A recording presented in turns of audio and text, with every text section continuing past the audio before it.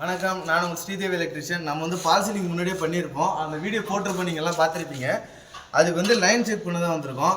அதை டெஸ்ட்லாம் பண்ணி எப்படி தான் செக் பண்ணுறோம் அப்படிங்கிறது தான் இன்றைக்கி பார்க்க போகிறோம். டெஸ்ட்லாம்லாம் என்னங்கிறது நிறைய பேரில் டவுட் இருக்கும். அதுக்கு ஒரு ஹோல்டரு, ஒரு பல்பு இதில் ஜாயின் பண்ணிக்கிறோம். 1 மீட்டர் ஒயருக்கு இதுக்கு ஜாயின் பண்ணிக்கலாம்.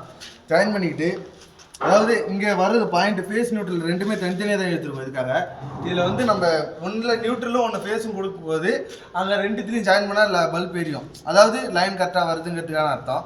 அது எப்படி செக் பண்ணுறோங்கிறத பாருங்கள். நியூட்ரல் எல்லாம் ஒன்றா ஜாயின் பண்ணிப்போம். ஜாயின் பண்ணிக்கிட்டு ஃபேஸ் நியூட்ரல் செக் பண்ணிக்கலாம்.